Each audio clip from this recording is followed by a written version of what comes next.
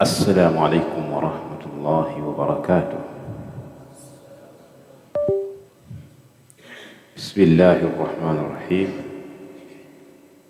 الحمد لله رب العالمين، والصلاة والسلام الأتمان الأكملان على خير خلق الله أجمعين، وبعد. Jana tulizungumzia birrul walidain, birru alwalidain, kuwafanyia wema wazazi wawili. Tukaona kwamba jambo zima la ibada ya kuwafanyia wema wazazi wawili ni jambo lililokuwa na nafasi kubwa sana mbele ya sheria ya dini ya Uislamu, mpaka ikawa jambo hili Allah subhanahu wa ta'ala ameliweka pamoja na haki yake. Allah subhanahu wa ta'ala ameweka jambo hili pamoja na haki yake yeye, kuonesha uzito wake.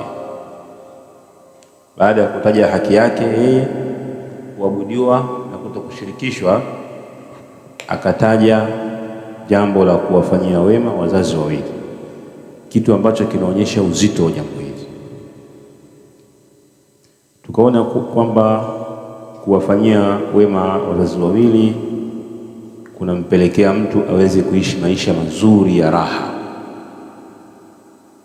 na kwamba miongoni mwa tabia nzuri zinazoashiria kuwafanyia wazazi wawili wema ni kuwapa habari mbalimbali za matukio yako ambayo yanatokea katika mazingira tofauti tofauti, kwamba hii ni katika wema pia, na kwamba kwa kufanya hivyo utaweza kupata maelekezo kutoka kwa wazazi kwamba jambo fulani liko hivi, jambo fulani haliko hivi, na mwisho wa siku kuishi maisha mazuri ambayo yako chini ya uongozi wa mzoefu wa maisha ambaye ni mzazi wako. Tukaona kwamba miongoni mwa faida za kuwafanyia wema wazazi wawili, au miongoni mwa ukubwa wa ibada hii ya kuwafanyia wema wazazi wawili, imefanywa ibada hii kuwa ni endelevu, hata kama mzazi ameshafariki, bado unayo nafasi ya kumfanyia wema. Katika wema ni kumwombea dua, katika wema ni kumtolea sadaka. Hata kama ameshafariki, unakuwa bado unamfanyia wema, na yanamfikia malipo yake kwa dua zako na sadaka zako. Lakini kwa ujumla tukaona matendo yote mema ambayo mtu anayafanya, basi mzazi anapata malipo kupitia matendo mema ya huyu mtoto mwema. Na kwa kumalizia, tuliona kwamba miongoni mwa wema endelevu kwa wazazi wawili baada ya kuwa wamekufa ni kuwafanyia wema rafiki zake, kuwafanyia wema rafiki zake. Ukiwafanyia wema rafiki zake, wale ambao alikuwa na urafiki nao kipindi yupo duniani, basi itakuwa ni sawa umewafanyia wao wema. Kwa hiyo unaandikiwa ujira wa mtu aliyewafanyia wema wazazi wake wawili. Haya ni miongoni mwa mambo ambayo tuliyagusia siku ya jana. Tunamwomba Allah subhanahu wa ta'ala atunufaishe kwayo. Pia leo hii tutazungumzia kitu ambacho kinazalikana na hao wazazi wawili. Kitu kinaitwa silatu rahmi, silatu arrahmi, yani kuunga udugu, kuunga udugu. Kusema kuunga kinachoungwa ni kitu gani? Ambacho kimeshaungika au ambacho kimekatika? Kinachoungwa ni kitu gani? Kinachoungwa, kisema unga, kinaungwa kitu gani? Kilichokuwa kishaungika au ambacho hakijaungika, kimekatika? Kipi kinachoungwa jamani? Chokatika, sio Kwa hiyo hapa tunakuja kuunga. Hapa tunafanyaje?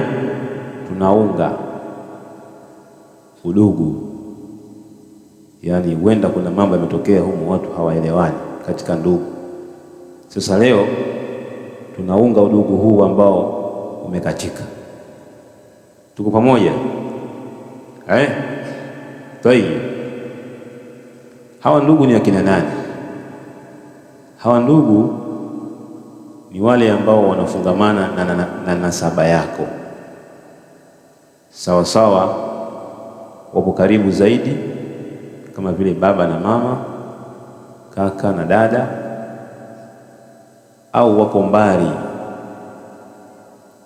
wajukuu na wengineo huko, upande wa baba na upande wa nani? Wa mama, sawa sawa, wanakurithi au hawakurithi, lakini wana namna fulani wanafungamana na nasaba yako, upande wa baba na upande wa mama. Hawa ni nani? Ni ndugu, na ndio ambao tunakusudia hapa leo kuangalia namna gani tunawaunga hawa itapokuwa imetokea kukatika. Na huku kuunga udugu ni kupi? Kuunga udugu ni mahusiano mazuri na ndugu zako. Yaani kwa ufupi kwamba kuunga udugu ni mahusiano mazuri na nani? Na ndugu zako. Katika vitendo ambavyo vinaonyesha mahusiano mazuri na ndugu zako ni kuwasalimia, si ndio? Yaani mkasalimiana nao, mkaheshimiana nao, waheshimu, sawa? Hasa wewe, yani sababu wewe ndio unaunga, wewe ndio unafanyaje? Wewe ndio unaunga. Sema kuheshimiana maana yake mnafanyiana. Sisi hapa tunakuzungumzia wewe, wewe ndio unayefanya. Wewe ndio unafanyaje? Unayefanya, hata kama wao hawafanyeje, hawafanyi. Wewe unaunga kicho katika. Kwa tunazungumzia kuwasalimia, kuwaheshimu, kuwajali, kuwatembelea, kutambua nafasi yao kama ndugu zako. Ukiwa na zawadi ya kuwapa, wape, waombee dua. Sisi tumeona vizuri waseme vizuri, wape udhuru, wakikosea wape udhuru, waombee dua na mengi kama hayo. Ukiwafanyia hivyo ndugu zako, haijalishi kwamba wao wanakufanyia na hasa tunasema hawakufanyii, hapo ndiko kunapatikana kuunga udugu. Wewe unawaunga, wao hawakufanyii hayo, lakini wewe unatakiwa ufanyeje? Uwafanyie, ili uwe unafanya nini? Unakiunga kilichokatika. Tuko pamoja? Kwa sababu miongoni mwa tiba nzuri ya kurejesha mahusiano kati ya watu wawili ambao wamekuwa maadui ni kulipiza ule ubaya wake unaojenga chuki kwa kumfanyia wema. Yaani yeye anakufanyia ubaya, wewe unamfanyia nini? Wema. Hiyo ni njia nzuri ya kurejesha mapenzi. Bali huyu bwana ambaye alikufanyia ubaya, wewe unamfanyia uzuri, basi atakupenda sana kuliko hata mwanzo. Tayib, tuingie katika mlango wetu. Yaqulu al-musannif hafidhahu Allah ta'ala, qarana Allahu al-amra bil ihsan. Allah subhanahu wa ta'ala amelikutanisha jambo la wema bil ihsani ila alwalidain, kuwafanyia wema wazazi wawili, wal aqrabin, na kuwafanyia wema ndugu wa karibu, bil amri bi tauhidihi wan nahyi 'ani shirk. Hili swala la kuwafanyia wema wazazi wawili na kuwafanyia wema ndugu, Allah ameliweka pamoja na jambo zima la kumpwekesha yeye na kuto kumshirikisha, ikiwa inaonyesha uzito wa jambo hili. Yaani ukiona vitu viwili, kawaida kwamba vitu vikikaa pamoja vinakuwa vinaendana katika uzito, si ndivyo? Watakapokuja wageni wakatangulizwa mbele hapa, vikawekwa viti hapa, viti mbele hapa, afu kuna watu wakaambiwa wakae hapa mbele, si ndio? Nyinyi wale watu mnawatafsiri vipi katika nafasi zao? Ziko chini au ziko juu? Na inaashiria kwamba inawezekana zikawa nafasi zao zinatofautiana, lakini zinafanyaje? Zinaendana. Ndio maana wamewekwa wapi? Mbele wote, mpango hapa wote. Hivyo hivyo Allah subhanahu wa ta'ala anapokuwa amekutanisha jambo na jambo lake, inaashiria kwamba lile jambo nalo lina uzito, sawa? Kwa hiyo katika mambo yenye uzito ni jambo zima la kuwafanyia wema wazazi wawili na ndugu, kwa sababu hili jambo Allah ameliweka pamoja na jambo kubwa na zito, jambo la kumpwekesha yeye na kuto kumshirikisha. Tukajua kwamba hili jambo nalo lina uzito mkubwa sana, si ndivyo? Kimona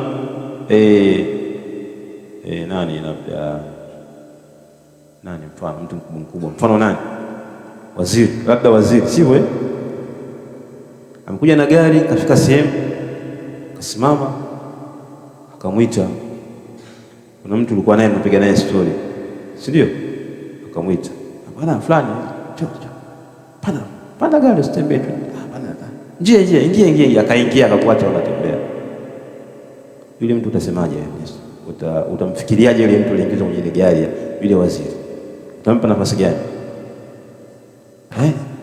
Twenda kuhadisia, bwana hivi kumbe jamaa yule jamaa kana na cheo ukijui cheo chake, si ndivyo? Lakini kitendo cha yeye kupakizwa kwenye gari ya nani, akakaa pamoja, inakupa picha ya nafasi yake yule bwana, inakupa picha ya nafasi yake yule bwana.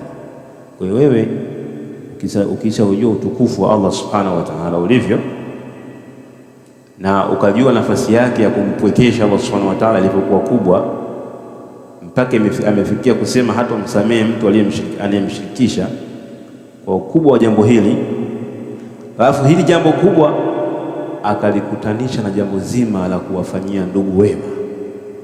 Hii jambo la kuwafanyia ndugu wema bila shaka ni zito pia, si ndio jamani? Bila shaka zito sana. Walillahi almathalul a'la, na Allah subhanahu wa ta'ala yeye ana mfano wa juu zaidi. Ya hizi mifano ambayo tunatoa ni kwa lengo la kukurubisha ufahamu ili tuweze kuelewana. Kwa hiyo Allah subhanahu wa ta'ala akasema, qala subhanahu wa'budu Allaha wa la tushriku bihi shay'an, muabuduni Allah wala msimshirikishe na chochote. Wa bil walidaini ihsana, na wazazi wawili muwafanyie wema. Ameanza na jambo la kumpokesha yeye na kuzuia ushirikina, akaunganisha na jambo lingine la kuwafanyia wema kina nani?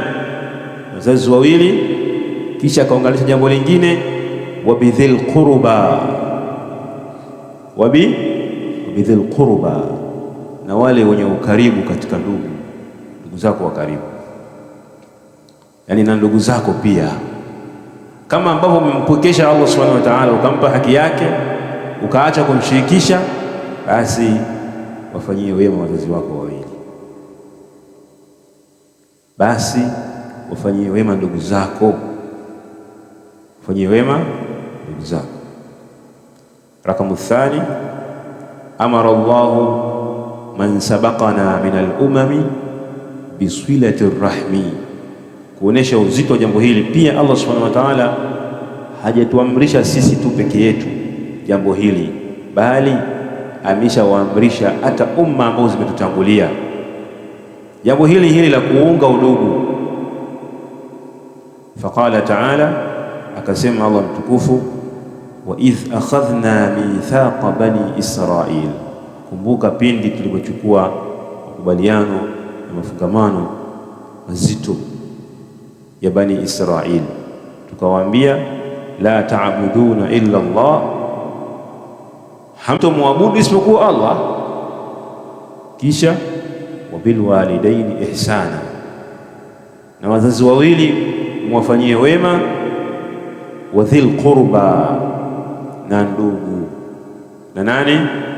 Na ndugu.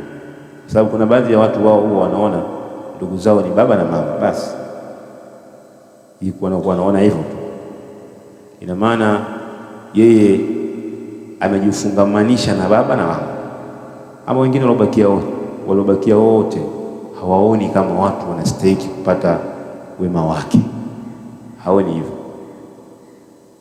Au baadhi ya wazazi pia wakawalea watoto wao katika mazingira hayo kwa kuwafunga na wao basi, na wakawa hawajawapa malezi ya kutambua ndugu zao wengine ambao wanastahiki pia kuwafanyia wema. Sio wana vizuri labda kama itaufiwa shari. Hili jambo kuna wakati linafaa ikiwa mzazi anahofia shari kwa wale ndugu wengine, sababu inawezekana kabisa ukawa katika familia ambayo ni waovu wa kutupu, si ndivyo ni watu wanafanya ushirikina, ni watu wa maasi, ndio maisha yao. Sasa haiwezekani ukachukua familia yako wewe ukairuhusu ikajichanganye na wale. Ilitokea nini? Ilitokea ufisadi. Ilitokea nini?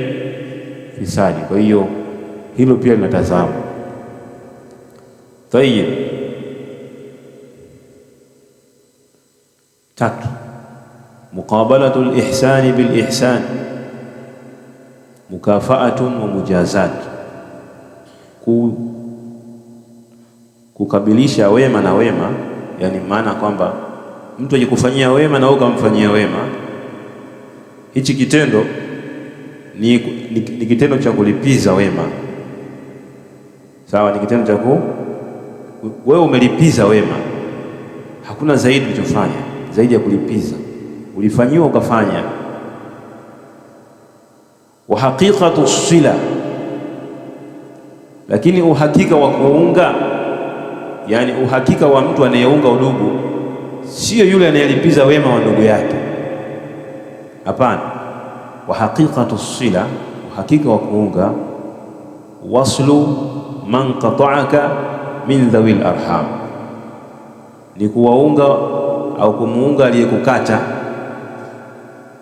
katika ndugu, yani anakata mahusiano na wewe, sawa, kwa kufanya mambo ambayo yanawakaribisha karibu, anaacha kuyafanya yale mambo mpaka unakuwa unajihisi kama vile uko mbali naye, yani kuna mahusiano yamekatika pale. Kwa hiyo inakupelekea wewe kujihisi uko mbali naye, kama vile si ndugu yako. Kwa hiyo huyu mtu anayefanya hivi, wewe unatakiwa umuunge. Huku ndio kuunga udugu, na ndio uhakika wa uungaji wa udugu ndio huu. Qala an-nabiy sallallahu alaihi wasallam, amesema nabii sallallahu alaihi wasallam juu yake, laysa al-wasilu bil mukafi,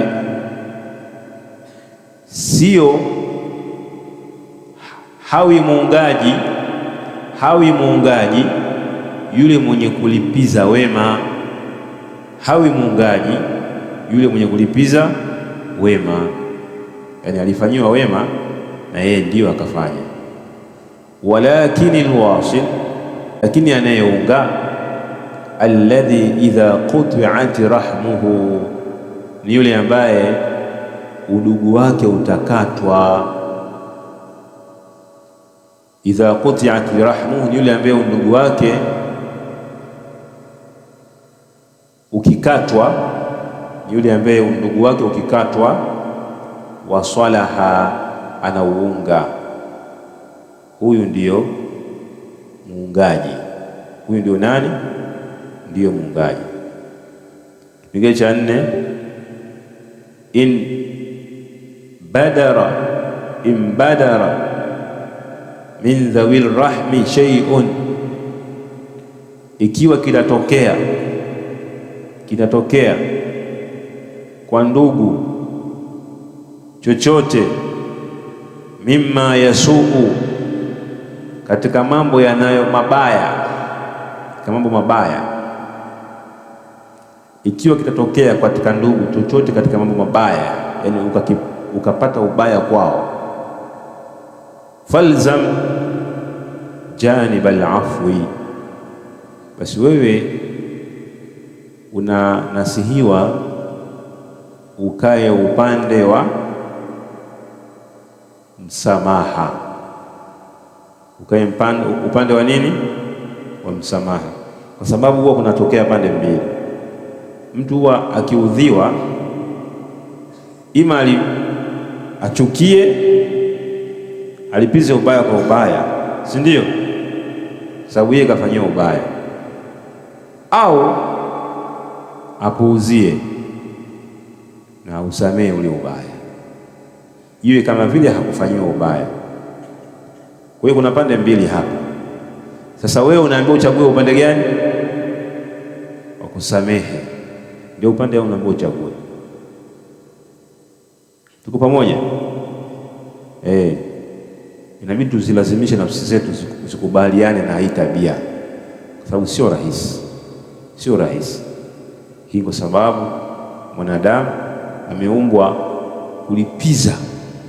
Damu alivyoumbwa, asili yake yeye anapenda kulipiza, si ndio? Wewe unahisi vipi kama Bwana Ayubu, unahisi vipi kama atakuja mtu hapo afu atakufanya hivi? Wewe unajisikiaje haraka kwenye moyo wako? Yaani unajisikia kumfanyaje? Ndivyo mwanadamu yuko hivyo, ndio asili. Sawa ndio mwanadamu yuko hivyo. Yeye ameumbwa ni mtu anataka alipize ubaya, ndio asili ya mwanadamu. Huu ni mtihani ambao Allah Subhanahu wa Ta'ala amemwekea mwanadamu, alafu akampa uwezo wa kupambana nao ili ampe malipo makubwa ya nini? Ya akhera. Sinaelewana vizuri? Lakini asili ni hivyo. Kama vile Mtume Muhammad sallallahu alaihi wasallam alipokataza, akasema, ile sahaba aliyokuja kwa Mtume Muhammad sallallahu alaihi wasallam anaomba ushauri, Mtume akamwambia la taghdha, si ndivyo? Faraddada miraran qala la taghdha, Mtume akamzuia asikasirike. Hivi kuna mtu asiyekasirika? Haiwezekani. Kutokasirika ni jambo ambalo haliwezekani. Lakini kilichozuiwa hapa sio kukasirika. Kilichozuiwa ni zile athari za hasira, ndio unaambiwa zizuie hizo hasira. Zizuie hizo hasira. Zile athari za hasira zinaitwa pia hasira. Yaani zile athari za hasira pia zinaitwa nini? Hasira.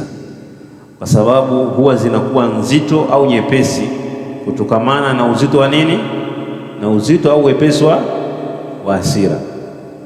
Kuna mzazi amekasirika, amechukua bonge la fimbo, anampiga nani? Mwanae, si ndio? Kilichopelekea mpige kwa bonge la fimbo ni nini?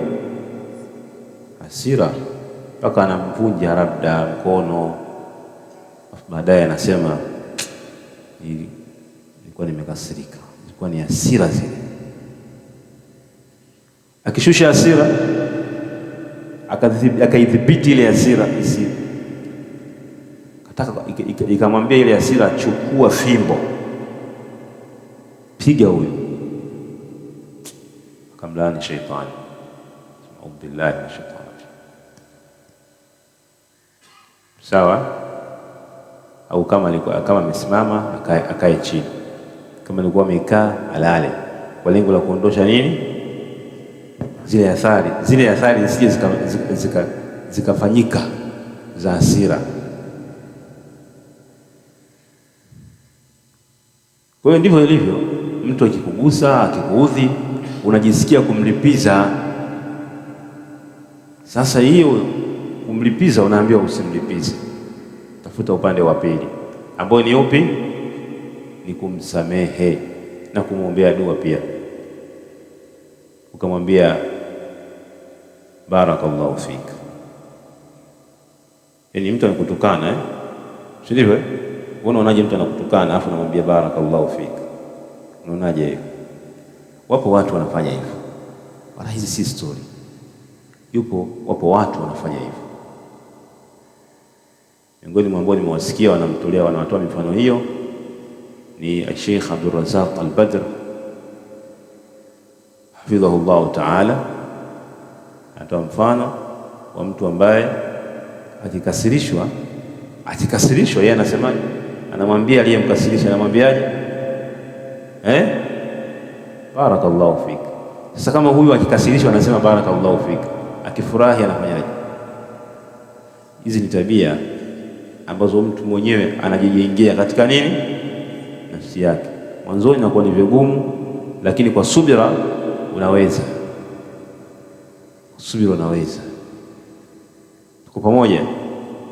Kwa hiyo anasema imbada min dhawi rahmi shay'un mimma yasu, ikiwa kitatokea kwa ndugu kitu ambacho kibaya kwako, falzam janib al-afwi, wewe lazimiana na upande ule wa kusamehe ule.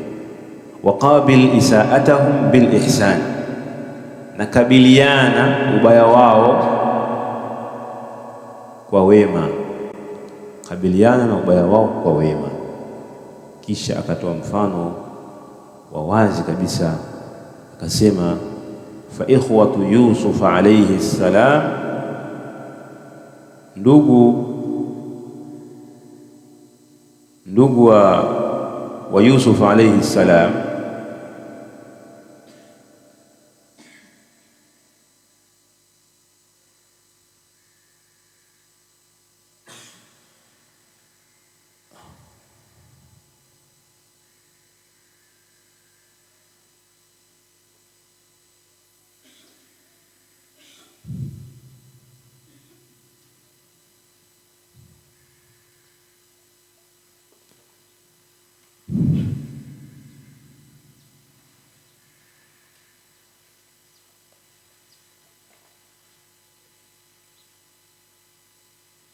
fa ikhwatu Yusuf alayhi salam, ndugu wa Yusuf alayhi salam, fa'alu bihi ma fa'alu, walimfanyia Yusuf alayhi salam yale waliowafanya katika mabaya. Sinafahamika jamani, hichi ni kisa maarufu sana.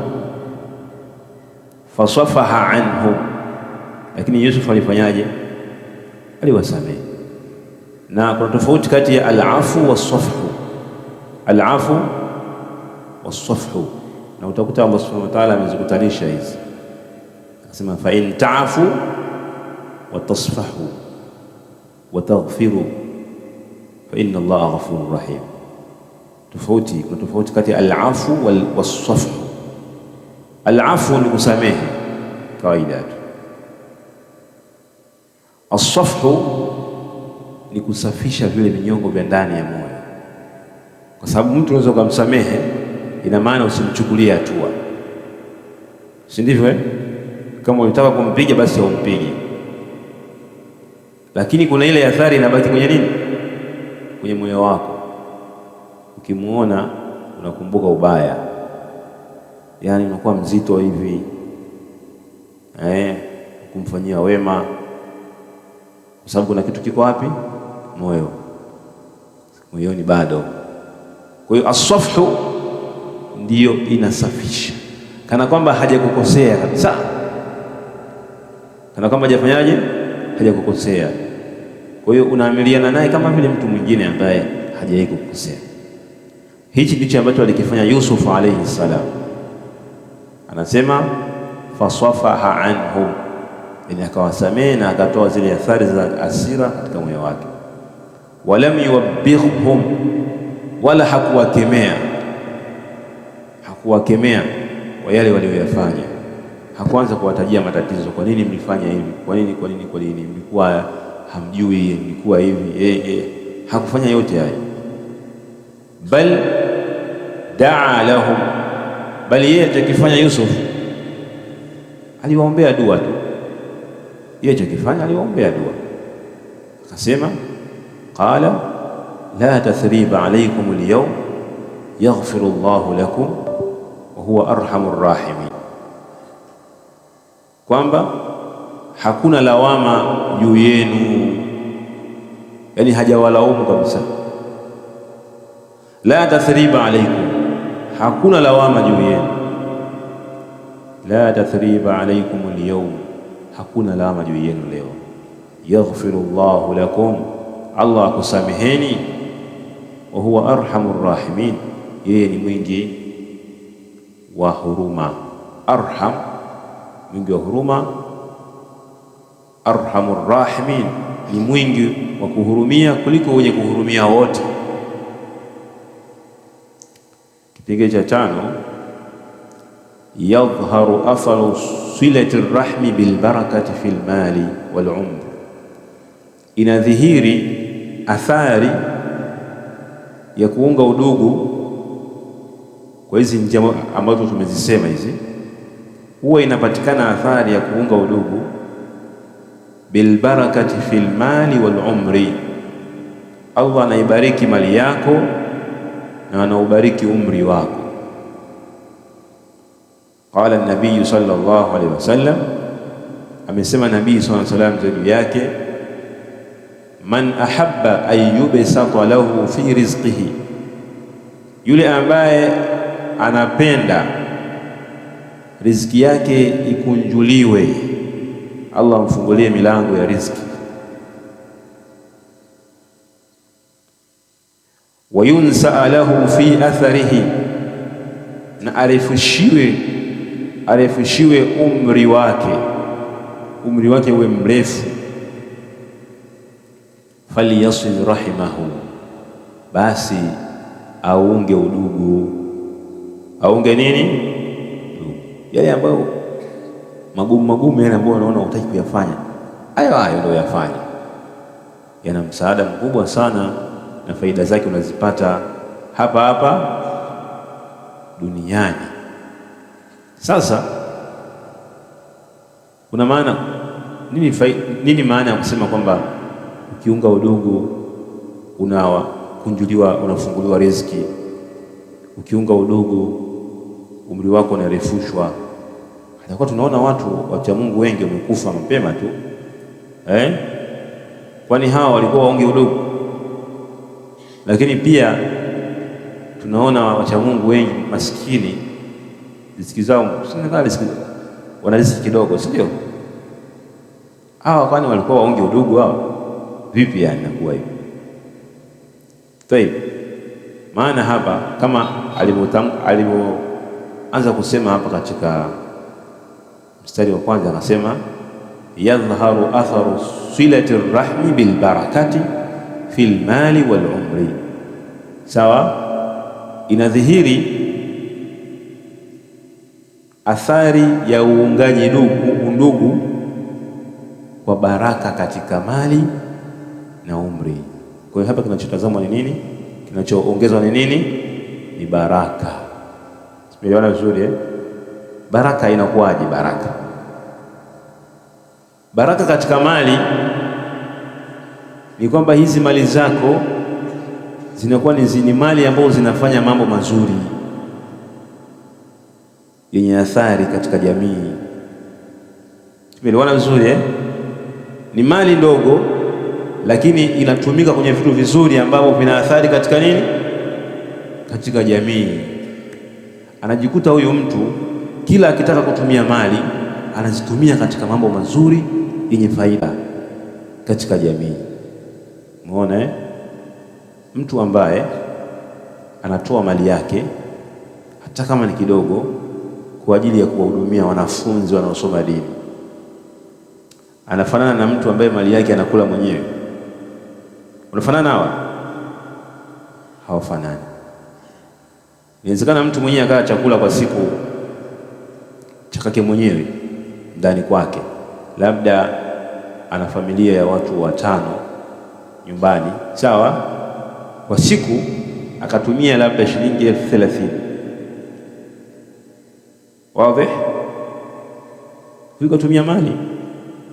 Na mwingine akatoa shilingi 10,000 akaja akawapa mayatima mathalan au wanafunzi, akanunua ugali, unga, sawa? Unga pamoja na dagaa. Wanafunzi wangapi wanakula kwa shilingi 10,000? Wanakula wangapi? Wangapi? Wengi, si ndio? Hebu angalia athari yake. Hawa wanafunzi walivyokula ule ugali wakashiba, wakapata nguvu ya kusoma, si ndio? Katika mambo waliyoyasoma ni ikhlas. Walipojua ikhlas wakaanza kumwabudu Allah. Kwa nini? Kwa ikhlas, wakawa wanapata thawabu. Ile ikhlas waliyojua wakawalingania watu wengine, na wale wengine wakawalingania wengine. Asili yake ni nguvu walioipata kwa sababu ya nini? Chakula cha mtu aliyetoa shilingi ngapi? Athari yake ni kubwa au ndogo? Yote hii ni athari ya shilingi 10,000. Yote hii ni athari ya shilingi 10,000. Ni endelevu, tofauti na yule ambaye pesa yake ilibakia kwake tu, si ndivyo Kala wale watu mwenye akapata nguvu, pengine kumaliza kaenda kulala, kucheza, yani wala hazingatii kile ambacho amekipata katika riziki na nini, wala hajali. Wala vizuri.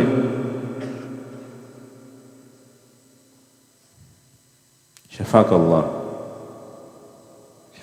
ya talib. Wala vizuri. Enyi ndugu wa Islam, wewe unasinzia, mwamsho huyo hapa, huyo hapa.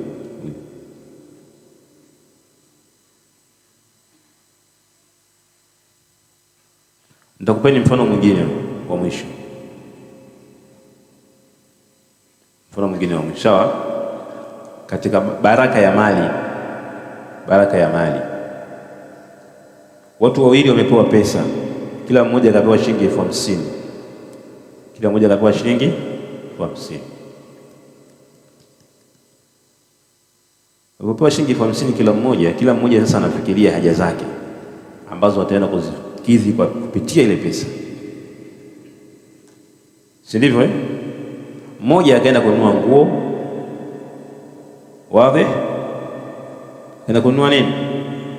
Nguo za kuvaa yeye. Ile pesa ikawa imeisha. Simeona vizuri? Ikawa imeisha. Mwingine akatafuta marafiki zake, akamwambia, leo nataka nikawatoe, nataka niwatoe out, sio? Akakodi gari akakumpeleka Kariakoo na rafiki zake hao, kama ni 3, basi kaenda kule, wakala vyakula vizuri, kamaliza, wakarudi, wanahadisiana, vipi bwana, ilikuwa enda hivi, ikaenda ikarudi, ikakwenda ikarudi. Tayib, hawa wawili ni nani pesa yake imekuwa na baraka?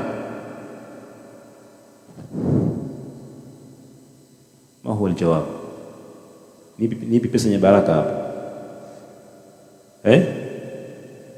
Ni wa kwanza aliyenunua nguo au ni wa pili aliyekwenda kuwafariji rafiki zake kule wakala vitu vizuri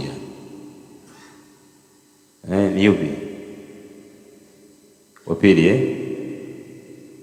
Ikhtalafa alulama au sio? Na mmoja anasema wa kwanza, mwingine anasema wa pili, na kila mmoja ana sababu yake, si ndivyo? Taib, naongeza ufafanuzi. Najua haya majibu, huu mkanganyiko wa kwanza wa pili utapungua kidogo.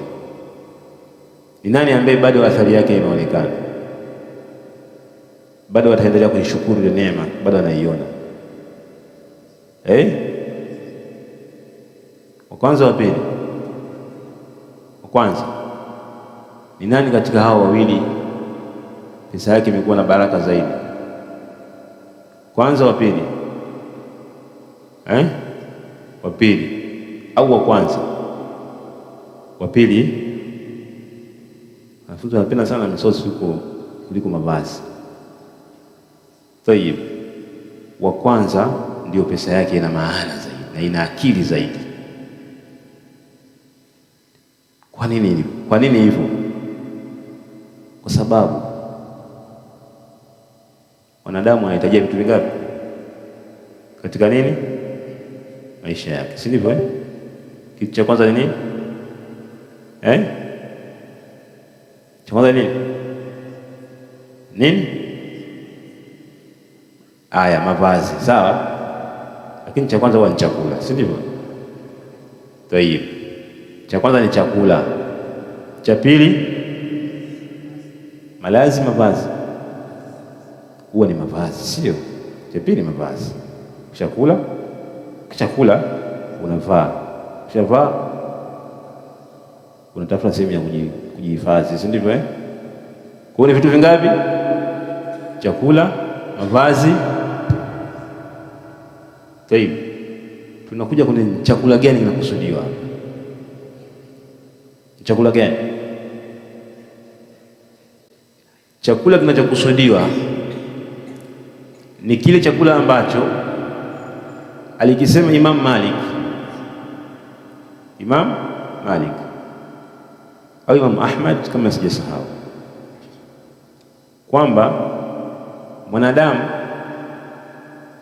anahitajia zaidi elimu kuliko anavyohitajia nini? Chakula, si ndivyo? Kwa sababu chakula kinamtosha kwa siku mara ngapi? Mara moja au mara mbili, si ndivyo?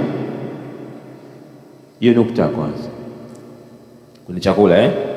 Twende kwenye nukta ya pili. Kwa Mtume Muhammad sallallahu alaihi wasallam akasema hivi, bihasbi mri'in luqaymatun tuqimna sulbahu, si ndivyo? Mtu inamtosha vijitonge vinini? Vijitonge ambavyo vitasimamisha nini? Mgongo wake. Maanake kile chakula, kiasi chakula ambacho kinakupa nguvu wewe ya kufanya kazi kinatosha. Hivi tunaelewana vizuri? Kinafanyaje? Kinatosha. Hicho kinatosha. Ina maana ziada ya hapo ukafanya vitu vingine, sio ule tu. Ina maana ule chakula ambacho kitakuondoshea njaa, basi kisha kuondosha njaa, maana yake utapata nguvu ya kwenda kufanya nini? Kufanya kazi. Tumeona vizuri? Na ikawa kwamba ikiwa ni lazima ale, basi agae tumbo sehemu ngapi? 3. Thuluthun lit'ami wa thuluthun sharabi wa thuluthun linafasi, sivyo? Chakula, kinywaji, pumzi, si ndio jamani? Kwa mpaka hapo tunajua kwamba tukizungumzia kula katika msingi, kwanza sio kula masaa matatu, sio kula mara 3 kwa siku, ni kula kiasi cha chakula ambacho kinakutosha kukupa nini? Nguvu. basi. Akili yako baada ya hapo, hata kama bado una pesa, ishughulishe katika mambo mengine. Kama hayapo hayo mambo mengine, na sidhani kama inawezekana. Inaweza kukosekana kweli? Yapo kibao na hawezi kukosekana. Simeona vizuri Tayeb. Kwa hiyo hatuhitaji sana sisi chakula, isipokuwa tunahitajia kidogo. Simeona vizuri Ewa, chakula tunahitajia kidogo sana. Kwa hatuhitaji kutoa pesa nyingi kwa ajili ya chakula. Tumemaliza chakula hapo. Tunakuja kwenye nini? Mavazi. Mavazi asili yake ni mavazi yanayostiri uchi wa mtu, sivyo Kati ya chakula na mavazi, ni kitu gani ambacho mtu akijipamba nacho kinampa heshima? Ni chakula au mavazi? Mnaonaje kama mtu atavaa nguo mbaya alafu akawa na chakula hapa, mashaallah, mashaallah, nyama za kuku zile zinaitwa nini zile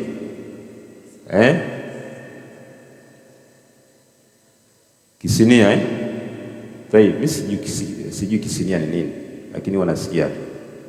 Toe almuhimu kwamba mimi ngoja nizungumze na uvijua, na ninahisi na nyinyi mtakuwa mnavijua, kwa sababu mimi na nyinyi tunaendana maisha. Ndio wala vizuri Kuna kitu kinaitwa sekela. Si mnajua sekela? Hamjui sekela nyinyi? Basi mtakuwa mnajua, ila hamjui kama ile sekela, kwa sababu zimejaa sana Kariakoo kule. Kuna nyama fulani vya kuku kama vile inafanana nyekundu njano hivi, waga inachomwa kwenye moto. Unajua hiyo? Vile ni viungo hiyo inaitwa sekela. Ni tamu kweli. Kama hujai kuila, basi nakuombea dua Allah akuafikishe uile, na ukisha ila utanielewa hapo. Kwa hiyo huyo mtu amewekewa sekela, mpaka ikiwa ni maini, hapo kuna mayai, kuna maziwa tena ya ngamia yamekaa hapo, kuna juisi, kuna matunda, hapo kuna nini katikati, kuna mandi, sawa kuna nyama fulani za kuchoma zimekaa hapa nzuri sana. Pembeni kuna kachumbari na kandimu fulani hapa, na mboga, kuna mchicha huko kwenye meza. Lakini anayekula unajua anafananaje? Kavaa nguo za ovyo, yani ngazieleweki, mchanika hivi hapa hivi. Mtu kavaa nguo hapa hivi pako wazi, sawa yani nguo imechanika hivi mpaka hapa, kama vile kaushi, lakini sio kaushi. Umeona vizuri? Na huku una suruali yenyewe hivyo tihani, lakini chakula ndio hichi. Hivi kwa akili yako unaweza kusema utamhesabu vipi huyu mtu kwamba kanunuliwa chakula sio cha kwake? Allah musta'an. Tunaelewana vizuri? Aya, akaja mtu mwingine kavaa safi, kapendeza kama mimi yepi niupendeze au sijapendeza? Atakisema sijapendeza, atakuwa na wivu, si ndivyo Lakini chakula ninachokula ni ugali na dagaa, vizuri tu, na dagaa. Na hapo nimeagiza maji pale, nimeletewa, sio maji ya kwenye chupa ya Barclays. Ile maji yameenda kukingwa kwenye bomba pale, kaletewa, nikamimina kwenye glasi, kanywa, safari. Si ndio? Huyu hapa yuko hivi. Nani katika hawa ambao utakuwa unamuona kama vile ni mtu anaeleweka Huyu lazima atakuzalisha maswali. Huyu aliyevaa ovyo anakula vizuri, atakuzalisha maswali mengi sana. Huyu kapewa, kadhaminiwa, hiyo hela kaiba, kaokota, kafanyaje? Kama vile ni vitu ambavyo havifanyaje, haviendani, si ndivyo? Lakini mimi inawezekana ukasema kwamba huyu huenda na uwezo wa kula zaidi ya chakula, lakini leo kaamua tu ana hamu ya kula ugali na dagaa. Si inawezekana linaingia lingine. Lakini kwa huyu wa pili vigumu sana. Huyu wa kwanza ni vigumu sana kusema hivyo, kwamba kaamua siku ya nguo mbaya. Kwa malengo gani? Haingii kichwani. Kwa hiyo mmeona tofauti kati ya mavazi na chakula? Nataka mimi nielewe, si ndivyo? Nadhani baada ya hapo sina haja ya kuzungumzia malazi, kwa sababu huko haikuwa pointi yetu.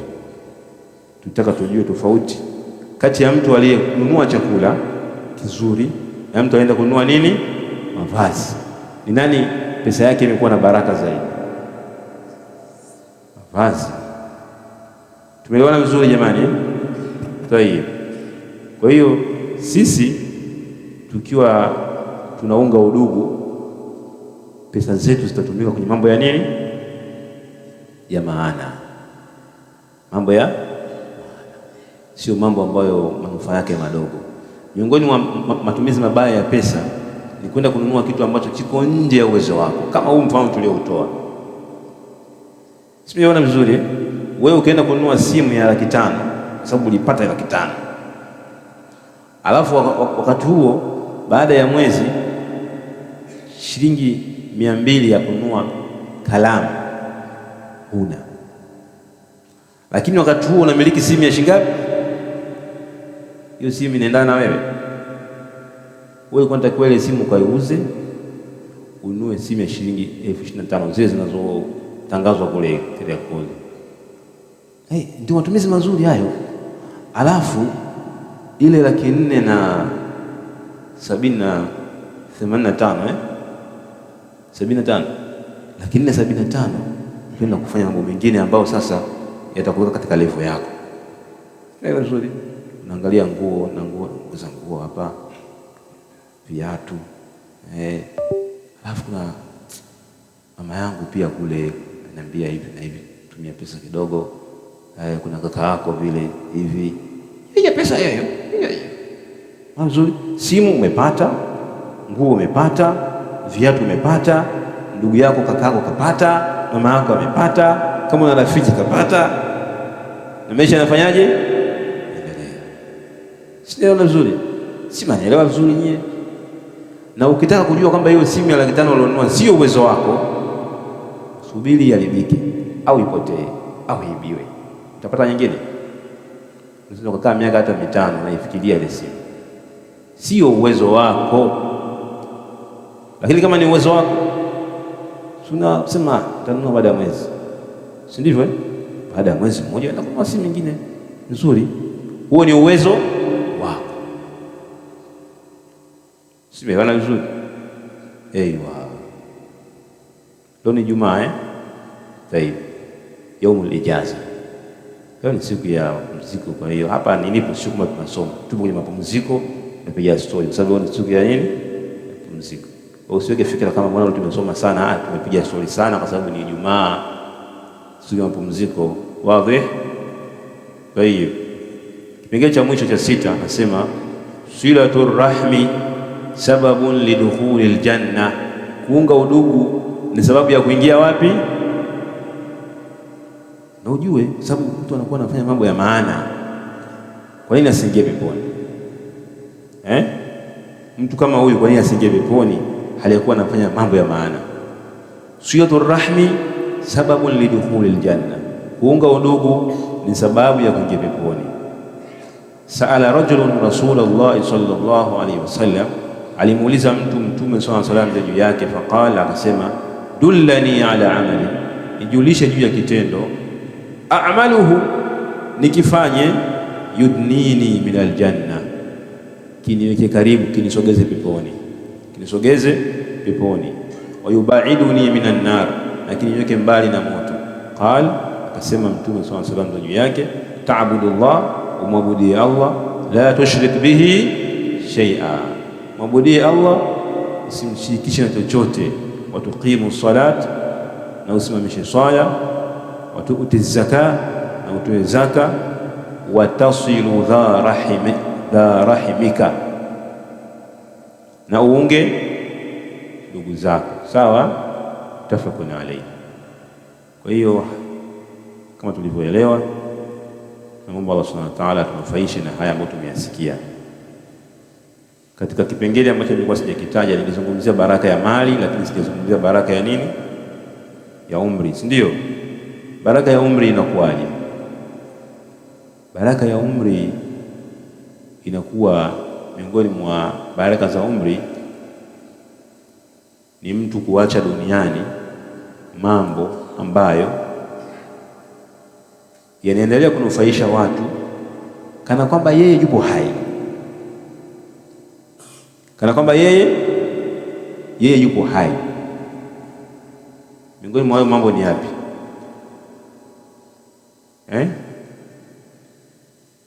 Mambo gani ambayo yanamfanya mtu kana kwamba yuko hai anakuwa shakufa? Na elimu, si ndivyo? Kama wanavyosema kwamba annasu mauta wa ahlul ilmi ahya'u, watu wote ni wafu wote, lakini watu wenye elimu hawa bado wako hai, bado wako hai. Ndio tunasikia tunamsema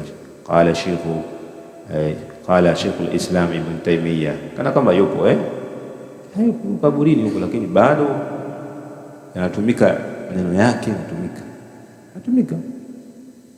Lakini mtu muovu hata kama akiwa tajiri vipi, hafi shay. Firaun, haya tunanufaika na nini naye sasa hivi? Si kwa jabbar, alikuwa anajiita Mungu, si ndio? Alikuwa na kila kitu. Haya tunanufaika naye sisi Firaun sasa hivi? Hafi shay, hana kitu. Qarun, jinsi mnamjua Qarun, alikuwa tajiri, hakuna mfano wake katika zama zake, lakini sisi tunanufaika naye sasa hivi?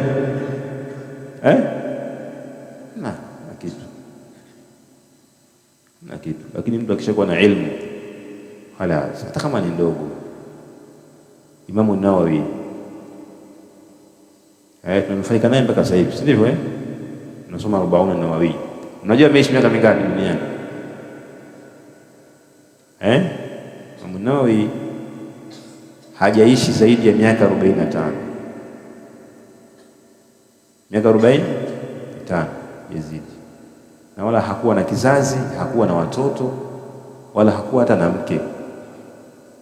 Hata huyu Sheikhul Islam Taimia hivyo, yeye sawa, yeye ameishi miaka kidogo, alimzidi Imam Nawawi, lakini naye hakuwa na kizazi wala hakuoa, kwa hiyo hana familia. Lakini kila mtu utasikia qala Sheikhul Islam Ibn Taymiyyah qala kadhalika, kama vile bado yupo hai, si ndivyo? Sababu ya ilmu. Kwa hiyo kumbe haya ndio mambo ya kukimbilia haya. Kuunga udugu kuna kufungulia milango kama hii, kinakufanya wewe uweze kupita ambapo watu hawajafanyaje, hawajaweza kupita. Ndio maana maswahaba hatuwezi tukawafikia mpaka leo, tunanufaika na juhudi zao za kusambaza dini katika ulimwengu. Sawa? Hiyo mimi na nyie tujitahidi kuunga udugu. Sawa jamani? Hata kama ndugu yako hakupendi, basi wewe ufanyeje? Wewe mpende. Hata kama hakupi, wewe mpe. Hata kama hakusalimii, wewe salimie. Hata kama hakutembelei, wewe mfanyeje? Tembelee. Usifate tabia za mtaani, za jamii. Jamii wanasemaje? Jamii wanasema hivi, kwani yeye wananipa? Wewe ushaona yeye anakuja kunisalimia hapa, si ndivyo wanavyosema hivyo? Au hawasemi? Lakini dini yetu inasemaje? Haji kukusalimia, yeye inakwambiaje dini? Haji kukutembelea, dini inakwambiaje? Kamtembelee, si ndivyo? Ndivyo Allah anasema idfa billati hi ahsan fa idha alladhi bainaka wa bainahu adawatu kaannahu waliyun hamim. Yani kabiliana na baya kwa jema. Idfa billati hiya ahsan, kabiliana baya kwa nini? Anakufanyia ubaya, umfanyie wema. Ukifanya hivyo, Allah anasema fa idha alladhi bainaka wa bainahu adawatu, mara tu utakuja kuona yule ambaye baina yako wewe na yeye kulikuwa kuna uadui, kwa ile tabia yako ya kumfanyia wewe wema, atageuka huyo mtu kaannahu waliyun hamim. Sawa, anakuwa wali. Wali maana yake nini? Maana wali, wali ni almuhib an-nasir, si ndivyo? Ni mtu ambaye anakuwa anakupenda na anakunusuru, anakusaidia kwa matatizo. Wewe mwacheni, msimguse, pata vizuri, sababu ule wema ambao unamfanyia hata kama yeye alikuwa hakufanyi, baadaye anabadilika huyo. Lakini unajua wanaoweza haya akina nani? Ni wale ambao Allah Subhanahu wa Ta'ala amewaahidi kuwapa malipo bila ya hisabu. Bila ya nini? Ya hisabu. Unajua ni akina nani hao? Wenye subira, si ndio? Allah anasema wama yulaqaha illa alladhina sabaru. Hakuna wanaweza kufikia daraja hili la kupambana na mema kwa mtu anakufanyia uovu unamfanyia wema, illa alladhina sabaru, isipokuwa wale waliokuwa na subira. Wama yulaqaha illa dhu hadhin adhim, illa dhu hadhin adhim. Na hakuna watakopata daraja hili takuwa na tabia hii isipokuwa wale ambao wana fungu kubwa mbele ya Mola wao, malipo makubwa Allah kawaandalia, ndio wanakuwa hivi, tabia zao ndio zinakuwa hivi. Mpaka nyinyi mnakuwa mnasema wewe naye kwa mjinga sana, mimi siwezi. Wewe kama uwezi sio hoja. Allah anasemaje na mtume anasemaje, basi hiyo ndio hoja, si ndivyo? Alilmu ma qala Allah qala Rasul, intaha alqadhiya. Ama mimi siwezi, hiyo sio hoja. Hii sio hoja kabisa. Wewe kama uwezi خلاص uwezi, lakini dini inasemaje, Allah yeye anasemaje na mtume wake, hiyo ndio elimu. Ama wewe uwezi, mimi siwezi kufanya hivyo, hiyo ni elimu? Yaani hiyo ni elimu kama tufanyie kazi kwa hiyo, ndio hivyo la, inatakiwa useme qala Allah qala Rasul, hiyo ndio elimu. Al-Imam Shafi'i anasema al-ilmu ma qala Allah wa qala Rasul wama siwa dhalik waswasu shayatin, si ndivyo? Na kitakachokuwa sio hivyo viwili, huyo ni sheitani tu anakuchezeeni, shetani tu basi anawachezeeni akili zenu, mnaona mko sawa, kumbe mnapotea. Tusirefushe mazungumzo. Allahumma rabbana atina fid dunya hasana wa fil akhirati hasana wa qina adhaban nar. Allahumma arina al-haqqa haqqan warzuqna ittiba'ahu wa arina al-batila batilan warzuqna ijtinaba birahmatika ya arhamar rahimin.